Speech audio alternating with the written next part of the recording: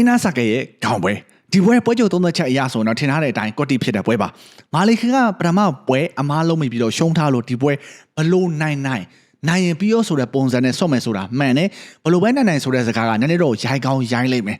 သူ့ပလန်နဲ့သူကတော့ရှိပါတယ်ဖိုက်တာလိုက်ပြီးတော့ကောင်တာစောင့်ထိုးတဲ့ပလန်ပါရူရူကပထမပွဲအတိုင်းပဲဆော့လိုက်မယ်ဆိုတာလည်းထင်ထားတဲ့အတိုင်းပါပဲသူကမာလီခင်ကျုံဝင်လာမဲ့အခါမှာ white ဖို့တွက်ထားတာပါအလုပ်ဖြစ်ခဲ့တယ်အများမြင်မှာတော့မာလီခင်ကလိုက်နေပေမဲ့ရူရူပြန်ထိုးတဲ့ကောင်တာညာ white ကြောင့်မာလီခင်ကွဲသွားသေးတယ်မိတော့မိပုံကွဲတည်တော့မသိပေမဲ့ကွဲသွားတယ်ဗျာဒါကြောင့်ရူရူရဲ့ plan ကလည်းသူ့ဘက်ကကြည့်ရင်မှန်ပါတယ်ကျွန်တော်တို့ပရိသတ်တွေဘက်ကကြည့်ရင်တော့ပြင်းဖို့ကောင်းတယ်။ဘာကြောင့်လဲဆိုတော့မာလီခင်အရန်မဝင်ရဘူးရူရူကလည်းကြုံဝင်လာမှကိုစောင့်နေအဲ့ဒါနဲ့ပဲ3G 15မိနစ်ကြော်လောက်က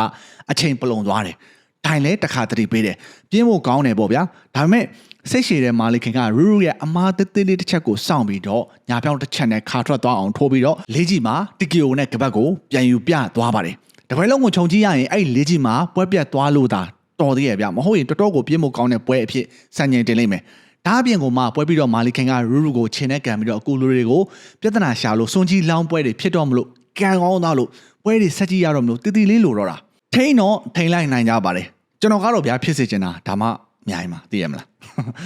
အဲ့ဒါအပြင်ကိုမှမာလီခင်အနားယူပြီးဆိုပြီးတော့ပွဲပြီးမှကျင်ညာသွားပါတယ်အသက်က38နှစ်ရှိနေပြီဆိုတော့စောတယ်လို့လည်းပြောလို့တော့မရဘူးသူနဲ့1 championship နဲ့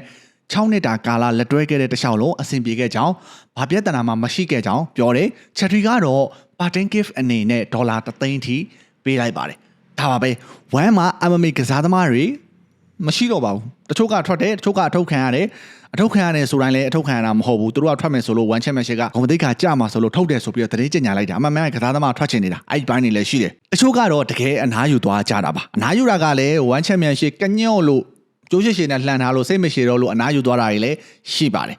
ကုန်ပါပြီနောက်ပိုင်းမွေထိုင်းတဲ့ကစ်ပေါင်စင်မယ်ကြံတော့မှာပါဆိုတော့1 championship 1 Friday fight 154ရဲ့ Inner Sake ရဲ့ခေါင်းပွဲ3ပွဲကတော့ဒီလောက်ဆိုရင်လုံလောက်ပါပြီညောတာပါ channel MSI ပါတဒါ